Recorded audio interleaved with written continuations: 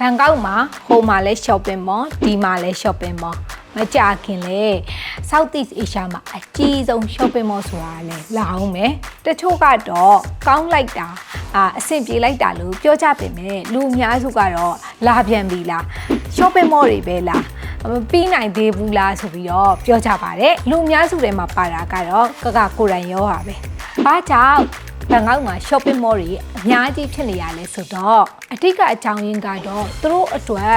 shopping mall တွေက shopping တစ်ခုတည်းအတွက်မဟုတ်ပါဘူး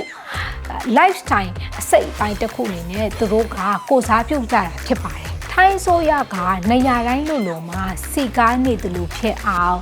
မြို့တစ်မြို့လို့ဖြစ်အောင်လို့ဒီစီးပွားရေးသမားတွေကို developer တွေကိုပေါ့နော်ဒီ shopping mall တွေဆောက်ခွင့်တွေကိုခွင့်ပြုပေးတယ်များသောအားဖြင့်အခုနောက်ပိုင်း mall တွေမှာပန်းခြံတွေ resort တွေ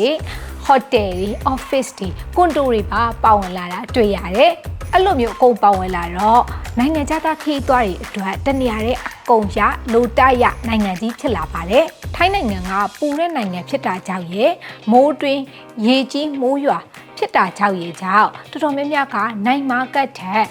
shopping mall တွေကိုပို့ပြီးတော့အသွားများလာကြတယ်ပြဿနာအနေနဲ့ဆိုလို့ရှိရင်ဘန်ကောက်ရဲ့အနှစ်သာရဖြစ်တဲ့ရေပေါ်ဈေးတွေမှာဒီနိုင်မာကတ်တွေမှာလူနေသွားမယ်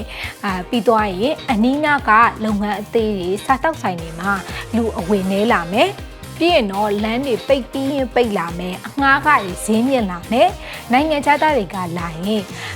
ထိုင်းရဲ့အနှစ်သာရဘယ်မှာလဲဆိုတာမေးလာပါဖြစ်ပါတယ်ဒါဆိုရင် shopping mall တွေများတာကောင်းလားနည်းတာကောင်းလားဆိုတာ comment မှာဖြေခဲ့ကြအောင်เนาะဒီနေ့ဗီဒီယိုလေးကလောက်ပါပဲတတား